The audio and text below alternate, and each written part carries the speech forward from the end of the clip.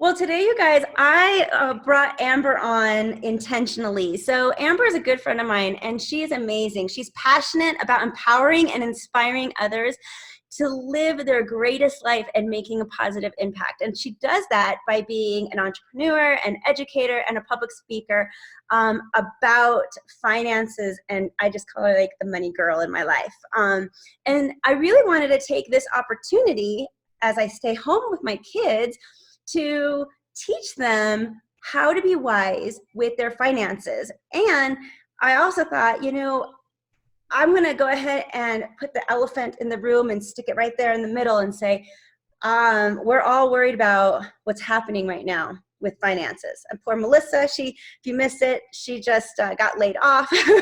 Okay, so it's like something that's happening to everybody. I have some income that has been, one of my jobs that I have relies on tourism, and there's no tourism. It's actually illegal to have anybody go up and stay in any of the homes that I'm trying to occupy. And so there's, it's a concern. Everybody has a concern for it right now. And so I thought, you know what, I really wanted to bring Amber on and have the opportunity just to ask her lots of questions. And then again, to take this time and teach our kids how to be money wise. That way, when this happens to them, and God forbid it ever did, they would be ready, because that's really our purpose, is to grow really strong adults. And that's part of our job. Money management and money wiseness does not come naturally to children. You have to teach them. It has to be instilled. So thank you for coming on, Amber. And let's start off by, I want to ask you, what do you think people's biggest concerns is right now regarding money today? Yeah, absolutely. Well, thank you for having me, Christina, and putting this platform together. It's just a great opportunity for people to learn in general, right? And so really appreciate being here. And yeah, the two biggest things that I see people concerned about right now when it comes to money is, one, keeping it, and two, earning it, right? And so when we think about keeping our money, it's what assets do we have? Is it money that we have invested in the stock market? And so if you've seen any headline news, you've seen that the stock market's just been up and down and up and down, and really unprecedented with that. In addition, Melissa, I'm so sorry to hear that you lost. You were laid off today, but I also think that sometimes those doors have to close so that greater things can happen for you. And so don't stress too much. And I think the biggest thing I would have for you tonight is, don't panic. Right? When we panic, our emotions go up, our intelligence goes down. And it doesn't matter the topic, whether it's money or relationships or any topic you put in there. When we're really emotional about it, we're not thinking as clearly about it. And so especially when it comes to money, especially because most of us have never been taught how money actually works, and we have a different relationship with money than we do most objects. Our home provides us with shelter, but we don't have such an emotional connection to our home that we do with money. Does that make sense for you? So I often joke and just say money is probably the longest relationship I've ever had, if not the most intimate. So it's always going to be there. It's been there since birth. And so, like you said, teaching kids how to be wise about money, we can start that at any time. But yeah, those are the biggest concerns that people have right now, is keeping it and earning it. So I'm going to ask you then, I mean, how did you grow up with money? I mean, for me, like my parents, I had a mom who, man, she had the envelope system. So she took the entire paycheck and she threw them in different envelopes. And when the envelope was empty, that was done. We were done. So we used all that grocery money from that particular envelope. We were eating peanut butter and jelly sandwiches for the rest of the week until the next paycheck came through. But that's how I was taught how to money manage and like not go into excessive debt. But I know other families, I mean, just everybody has such a completely different relationship with that kind of stuff. Mm-hmm. And yeah, I don't know. Anybody have any input on that?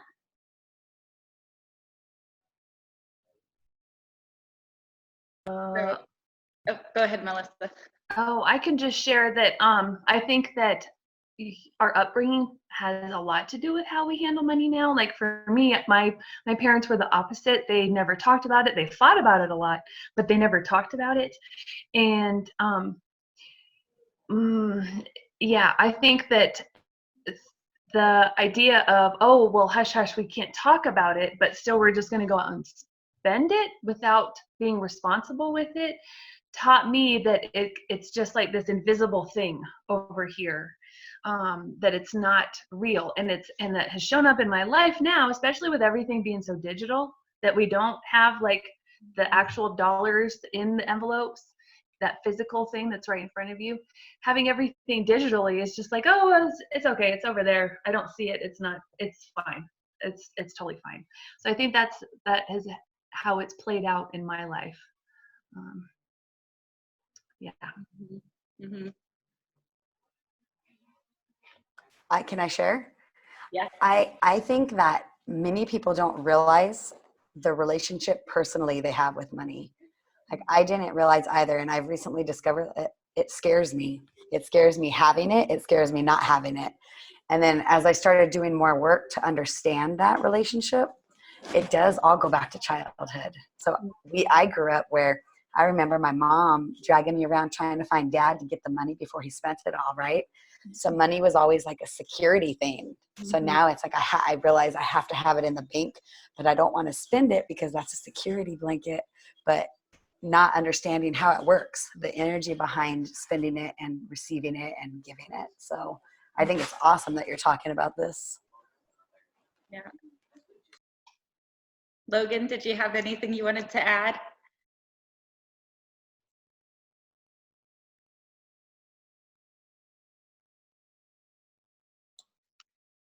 Nope, maybe not. Yeah, I'll add something. oh, sure. So, it's interesting, and I just kind of came on in the tail or the beginning of this, but it's interesting because I sit here and I think about it, and I'm 50. My parents had me when they were 30, late 20s, early 30s, and they were entrepreneurs and had several businesses.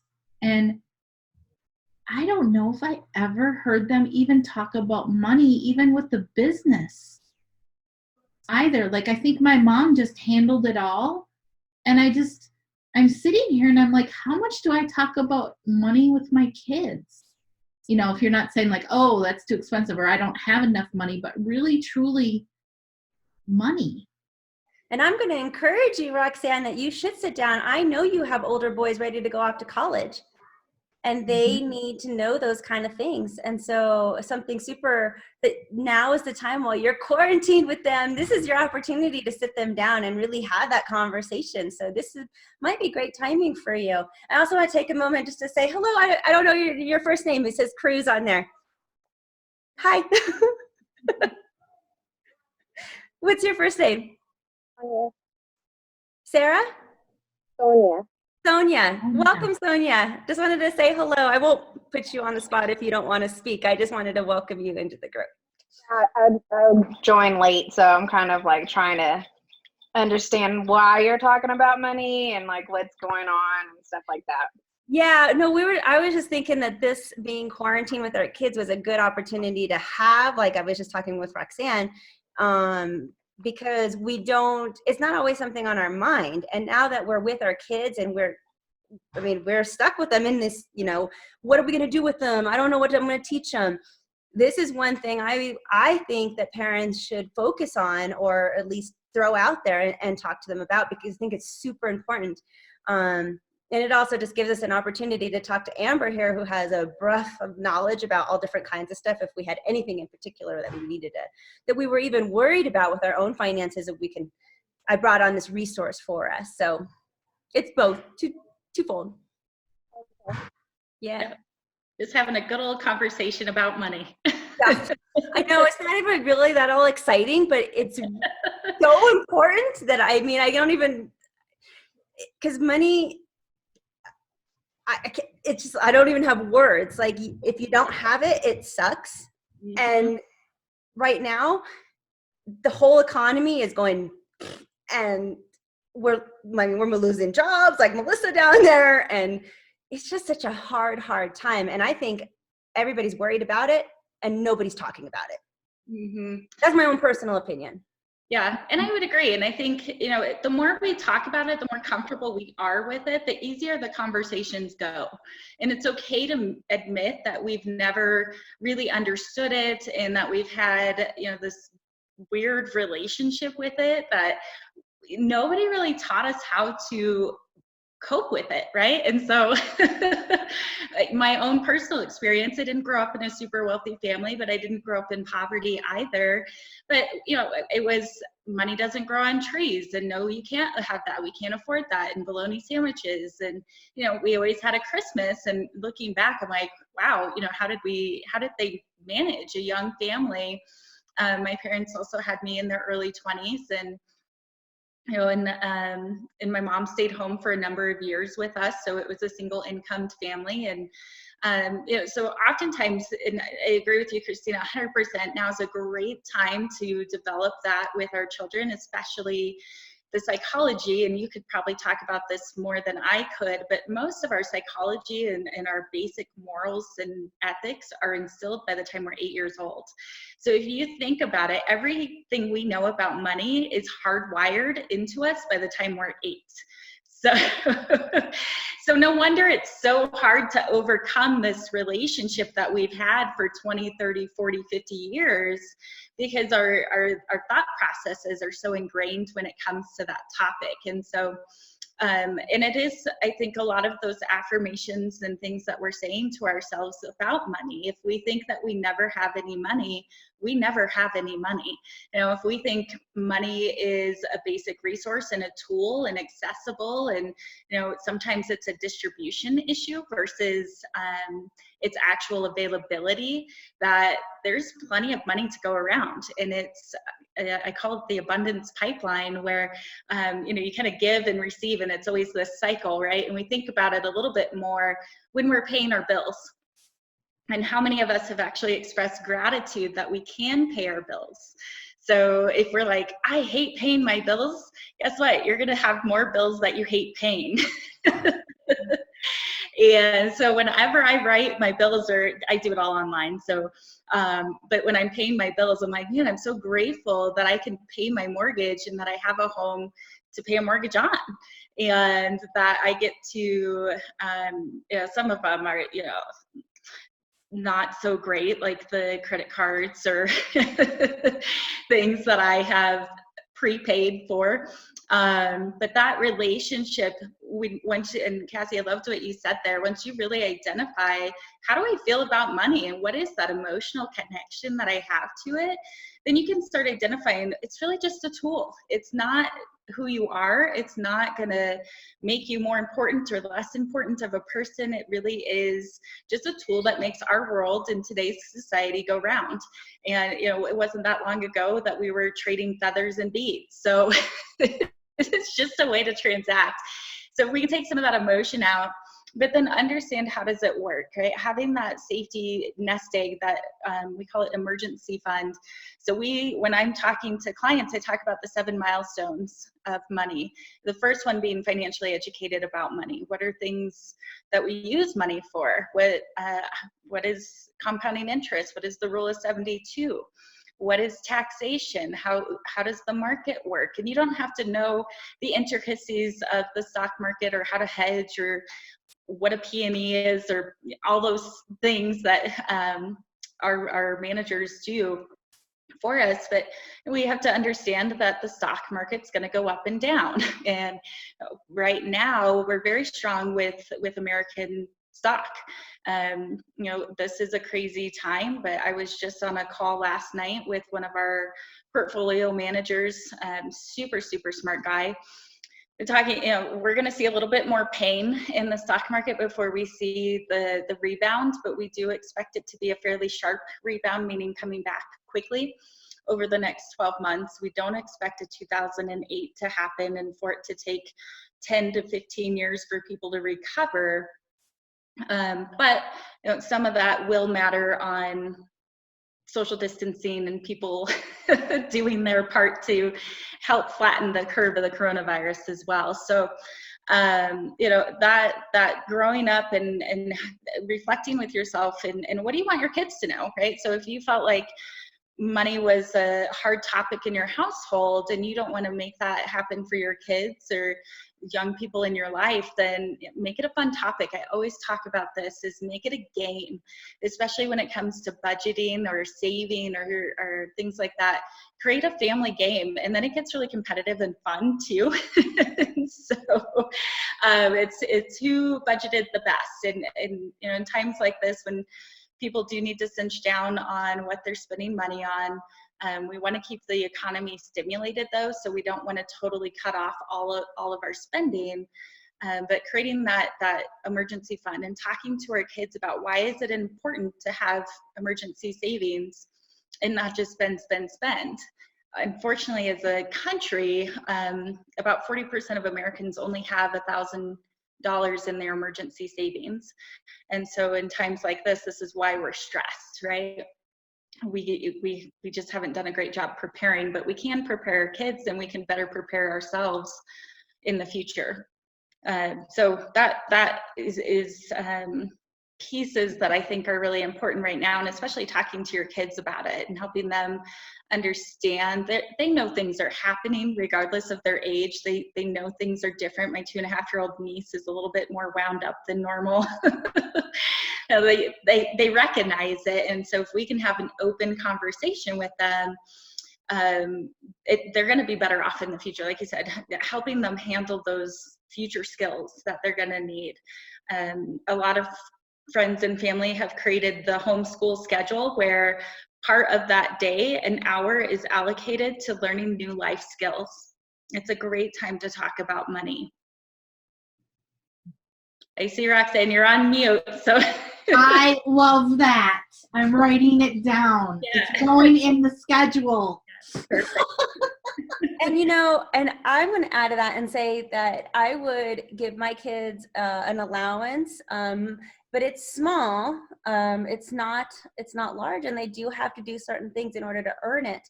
And one of the hardest things I think for me as a parent has been allowing them to spend their money however they want. Oh. Mm-hmm. And you have to let them do that. You have to let them buy the $3 crap toy that you know is going to break in 2 minutes after they get home, so that they learn that that's not a good, wisely spent money, and that they had to earn it, and then it went away quickly.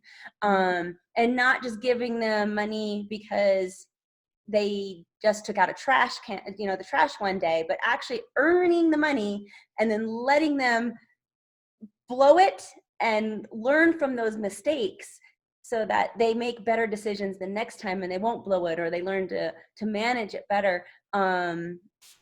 It's so hard because you're just like, oh, that is such a bad choice to buy that right now. And yet I just got to bite your tongue. It's like, oh. We've all done it ourselves, right? And that's why we know it's a bad choice.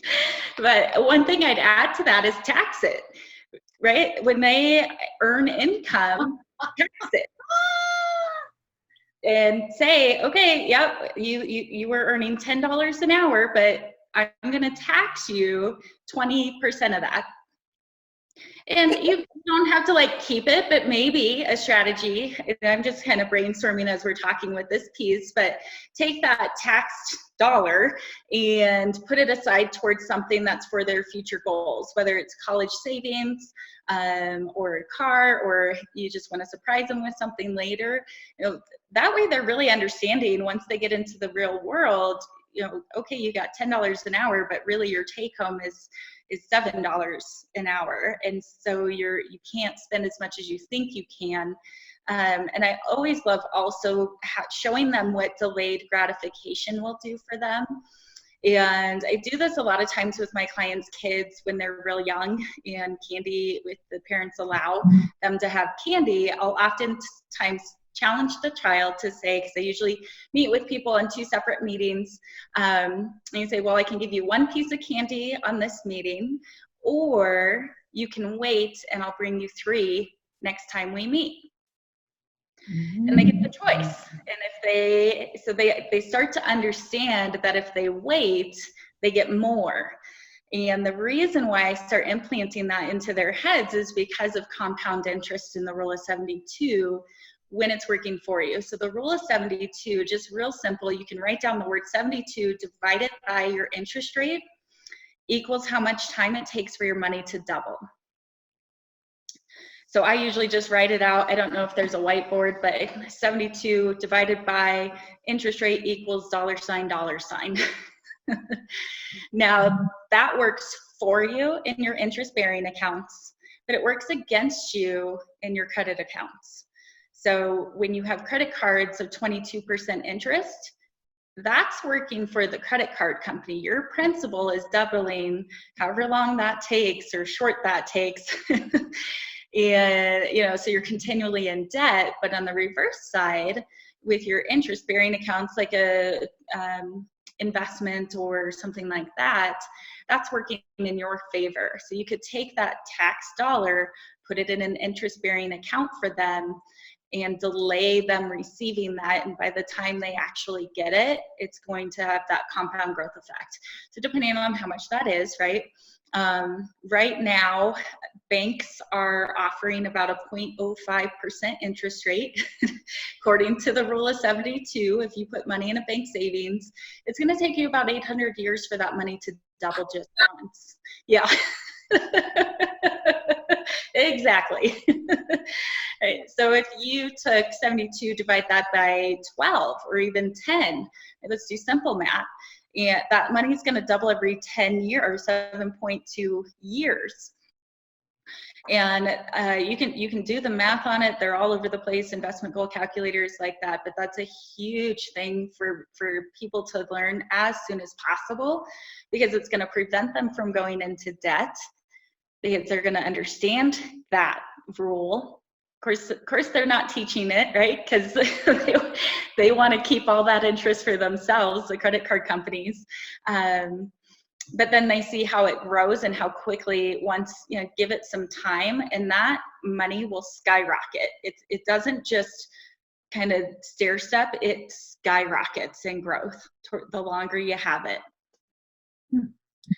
I have a question. And and maybe we save it till later, but I'm curious, how many of us on here, because I know my kids have not even asked in this epidemic time, Mom, because I was mandated to close businesses and whatnot. Like, do we have income coming in? Like, do we have money to survive? Do we have money for groceries? I'm just kind of curious, like, if anybody's kids have even given it a thought. And then my other question to you is, what do you see now? Because when we grew up, we handled the money, where now it's all about the debit card and paying online. And I know that it doesn't hurt. It doesn't feel like you're doing anything when you swipe that credit card. But if you have to take the money out of your wallet or go to the bank and take it out and then physically hand it, like, I don't like it. So I'm just kind of curious, like, in today's world with our kids, like, do they get that concept, or will they get the concept as much because they're not touching it? Go ahead and answer that first, Amber, and then we'll go around and see if anybody gets asked for money. Sure. I think I don't think anybody's feeling it yet. I'll say that as far as the first question of kids not really noticing anything yet, as far as if they go to the grocery store, they probably see that the shelves are empty, and so it makes sense to them that we don't have the normal things because it's just the store's not stocked. Not necessarily because we're trying to tighten down on things, if that's the case. So I think kids are probably, and I think we can take a lesson from this, that they're just playful and bountiful. So they were just kind of like, whatever, everything's going to work itself out, and they don't concern themselves as much with the problem of it. but making it an adventure. And so you can talk to your kids about that too, and making it an adventure and saying, you know, we're gonna make this exciting and fun, and instead of stressful and scary. And you know, our energy around how we handle it is what's really going to dictate, I think, the questions. And so if your kids haven't asked you, I'm assuming you've handled it really well, to be honest. And then the second piece of your question, I apologize, you'll have to remind me a little bit, but tell me the second question again. I'm so sorry. It was just the difference between like handling the money versus the online, you know, world that we have today.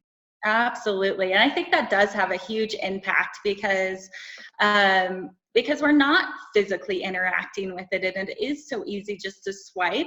So one of the tools that I use for my clients, it's an app just called Mint.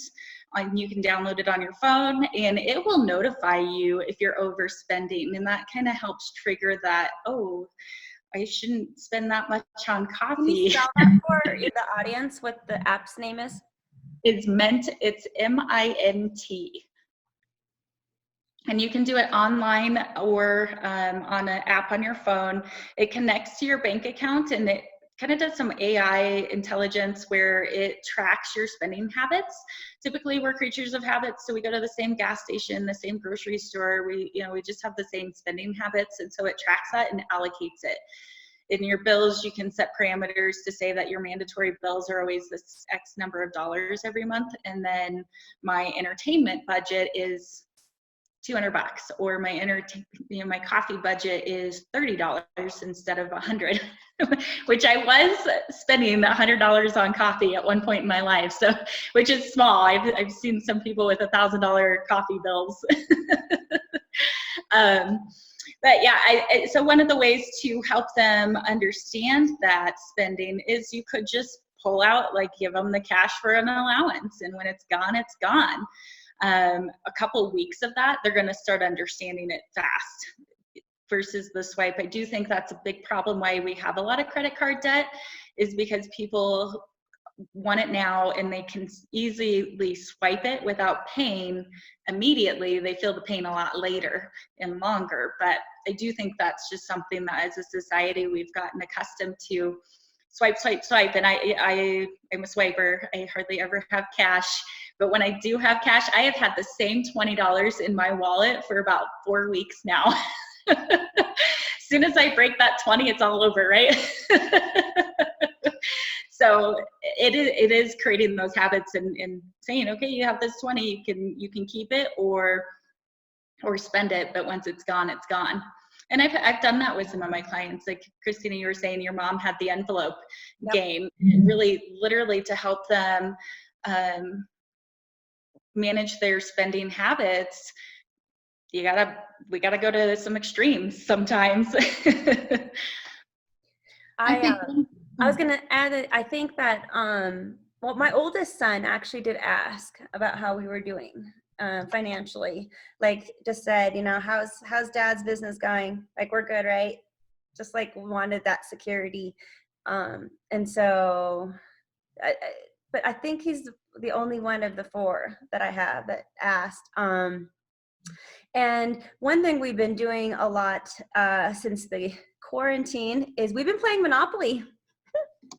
And I hate and love Monopoly. There's always somebody who cries. There's always somebody who's gonna get mad, and like it always ends in a fight. It never ends well. But it is the one game that teaches real life skills. And so I play it with my 9-year-olds and my teenagers, and we all play together. And it does help. I mean, now they know what a mortgage is. Otherwise, you say that word mortgage, and most kids have no idea what is a mortgage. And it does show them money management and how you want to, and how buying and investing in properties makes a difference in the world, and collecting rent and all that great stuff. And, you know, and some of it is luck in the world too. But it's money management. I really like Monopoly as far as a teaching tool. So I recommend it, although it's going to end in a battle. So you got to be ready for that too as a parent. never ends well, but it's a good teaching tool. Do you borrow money to get out of jail? No, but we do make some really, really like savvy interactions and bets with each other. So.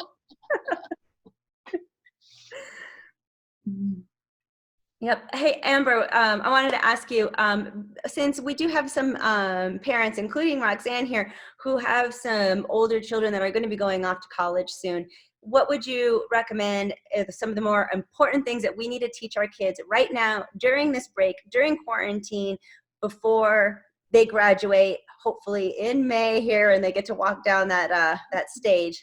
Hopefully they get to. I would, number one, it's watch the credit cards. Watch the credit cards. Help them understand that rule of 72 and how it works against them. And I was the poster child of what not to do in college. So I got to college, I had every credit card they offered. And I racked up everything to the max, and it was all 0% APR, not that I knew what that meant. For 12 months that they offered the introductory APR until you're delinquent on a payment. And then it spikes up to the 15-20%. And from there, it's a spiral that it takes a long time to get out of. So that, number one, that. Number two, if you are taking student loans, take the minimum amount that you can. Those are one of the biggest debts in the country right now is student loans. And so when I say poster child, I mean, I literally was poster child. So when I graduated college, I had about $20,000 in credit card debt, all around 20 to 25% APR. I had about $40,000 in student loans. I had a car that I owed about 20 grand on, and I was making $45,000 a year gross in my adult job. And so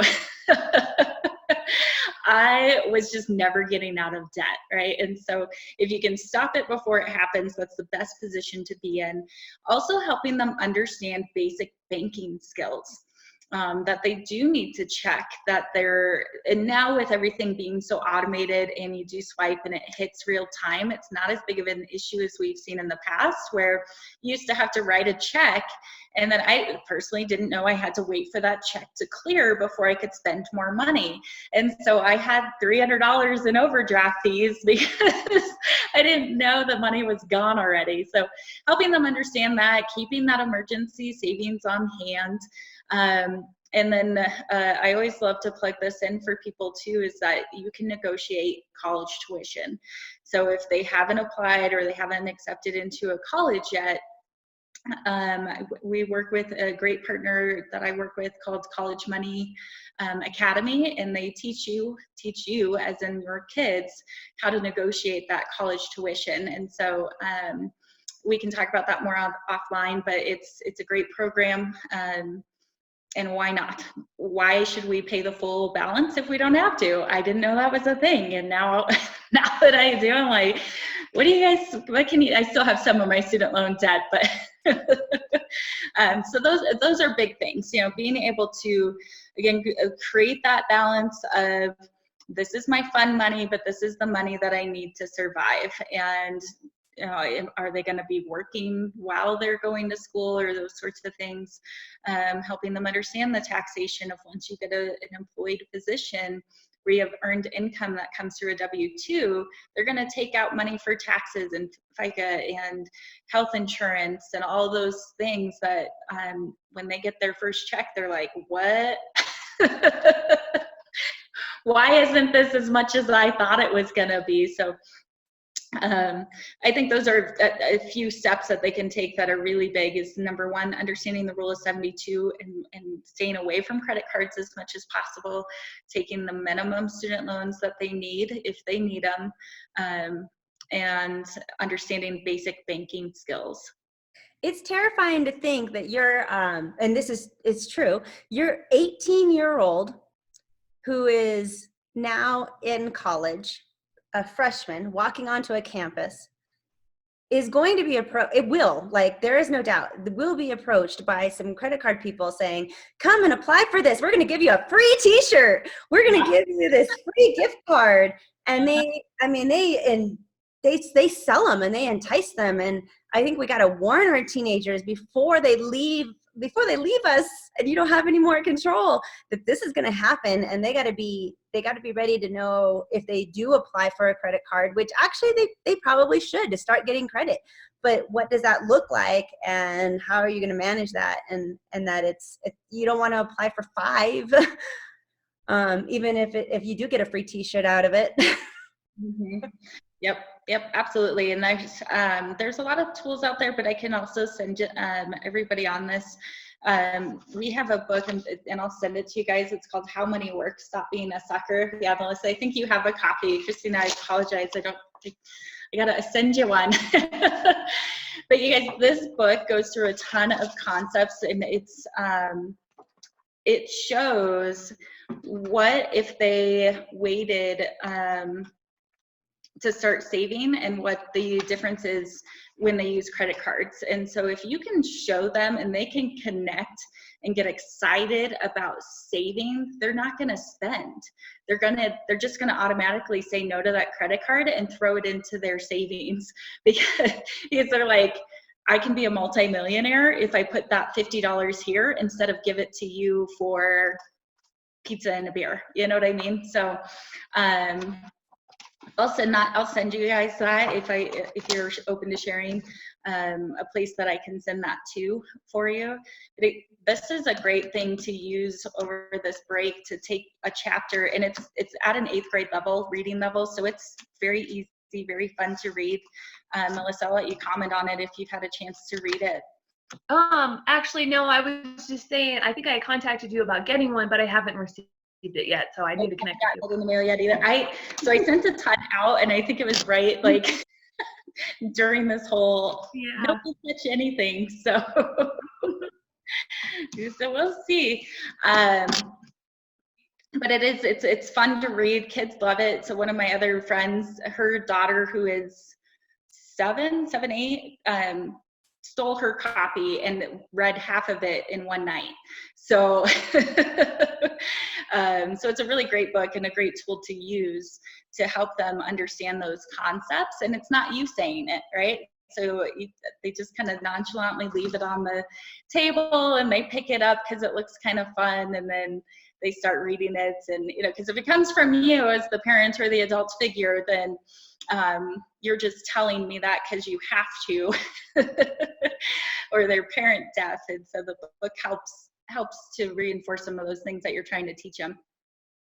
What advice would you have for people, unfortunately, like Melissa, who have been laid off and they're no longer working, and there is no steady income or foreseeable, income coming in? Do you have any last, because as we have about 10 minutes, but as we end here, any just recommendations for our adults who are struggling? Yeah. Number one, again, don't panic. Don't make any really rash decisions. So one thing oftentimes that people will do, and I just recommend this be a last resort for you. So if you have a 401k or retirement savings, don't cash them out, because it's going to hurt even worse, unless absolutely necessary for survival. But I know that there's at least in Colorado, there's a ton of resources that are being established on the news web pages. Facebook has a bunch of resources where you can, and a lot of bills and companies, I know mortgages are allowing you to be delinquent without penalty, or you're not going to get evicted. As long as you're citing that you loss of income due to the COVID and things like that. So just make sure that you're calling all of those bills and having a conversation with them, because otherwise they're not going to care. But if you're calling and reaching out, trying to be proactive and saying, I want to pay my bills, but I really can't right now. Cut off things that are unnecessary. Cable's not necessary. I know when we're locked in at home, it seems like it's a high priority, but get Netflix. It's $10 a month versus a $200 a month cable bill, right? See what you can do about your phone bill. I'm sure there's probably some things that you can work out there. If you have a car payment, a lot of times what they'll do is they'll take a payment or two and just tack it on to the end of your loan. versus you having to pay it up front. So make sure you're reaching out to all of those the bills that you pay on a regular basis and see what kind of wiggle room you have with them. You know, can I not pay my bill for a couple months and you not charge me penalties for doing so? And the reason I say with the 401k, if you've got money in there, it's if you take it out and you're not 59 and a half, you're going to pay ordinary income taxes on that plus an additional 10% penalty. So most people are looking at anywhere from a 35 to 45% tax bill for taking that money prematurely. So you're not actually going to get it all. And so that's why, you know, just kind of leave it if you can. Obviously, extenuating circumstances may not allow that, but as much as possible, try and leave that money alone. You'll think your future self will definitely thank you for that. But yeah, just see where you can cut the edges, see where you can potentially find some sort of online work. That's going to be happening a lot. I think the way we do business in America is going to change going forward. It's a personal opinion of mine, but I think now that we see the resources and how we can reallocate working from home and continue to do businesses, I think we're going to see a lot of changes there, but there's still a lot of companies that are hiring and they are looking for people because some people are choosing to stay home because they can, and so they are looking for people for replacement.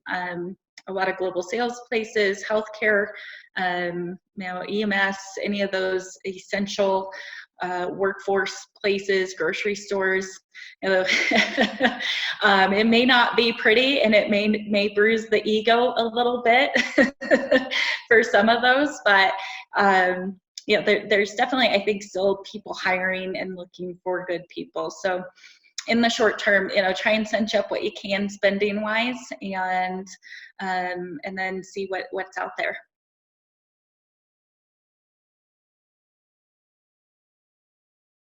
Is there any last minute questions for Amber before we conclude, you guys? Pressing. Or suggestions that you have for even the audience who are watching this in live or replay that that you've done with your children to help them learn more about money and how to be wise with money so that they can be successful adults too. Anybody else playing Monopoly? So we play Monopoly. And then I'll share one thing. So I raised my sister's 2 boys, and my 19-year-old went off to college. And literally him and his 4 friends roommated together. They couldn't even, when you talk about basic banking, think basic, like walk them through a budget. This is how much you have. This is how much groceries is. And like, it was every little thing that you just take for granted that they just don't connect to, and explain it to them and write it out so they could see it. That was super helpful. It helped all of them that way. And then with my little guys, I do cash because it got to the point where they're like, they have no concept. Just give me your card. Just give me your card. I'm like, okay, no, this is what you have. Here you go. And no, I'm not going to pay your taxes. So they've actually had to put stuff back because they didn't have enough money for after they added tax onto it, to try to get them to understand that there's a window there, you know? You know, one, I don't know where I saw it, so I can't claim this is my own idea, but I did see some mom on probably Facebook or something. She had made her pantry into a supermarket, and the kids were earning Monopoly money. So they, like 30 minutes of exercise, she gave them $5 Monopoly money, and that they earned their treats, all like things like the Rice Krispie treats, and not your day-to-day meals, but anything that was a snack item that really wasn't a necessity.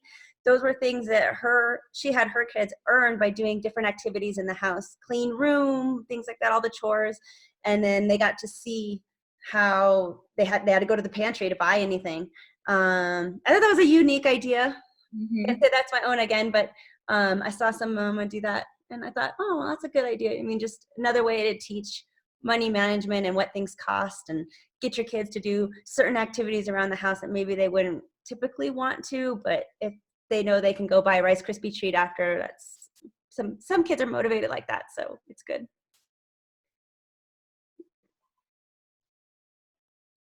Well, you guys, thank you so much for coming on tonight. I really appreciate everybody being here. Especially thank you, Amber, for joining us. Thank you. Your knowledge is so valuable. And can you please really quick say how people can get a hold of you in case they want more information or even your services? Yeah, probably the easiest, honestly, is to text me, 303-548-9066. I'm usually, texting is the best, so I will respond to you pretty quickly on that. Just say who you are, how we know each other, whether it's through this or not. And then again, if you're comfortable sending me your address or a place of business or something, I'll send you a free copy of the book. I did not write it. I don't earn any royalties on it. But it is one of the company that I'm with. It's one of our missions is to stamp out financial illiteracy. And so we think this book is the way to do it. And we want to get this book in 100% of American and North America's hands. So, And it's free. And it's free. So why wouldn't you? Take me up on it. Say your phone number one more time. Yes. Say your phone number one more time, Amber. Sorry, 303-548-9066. I'm going to put it here in the comments too, just so. That's perfect. And this is Amber Schoenrock. She is a financial advisor here in the Denver area, but I know she has clients all over the United States. So doesn't matter where you're at, you can feel free to call Amber. She's amazing. Yeah, I can't say enough about her, really. So I hope you feel the same way. Thanks everybody for coming on tonight. Stay healthy, stay quarantined, and come back on Sunday night when we meet again. Sunday night, 7:30 Mountain Time. Same place right here. Thanks, guys. Bye, everyone. Bye. Bye-bye.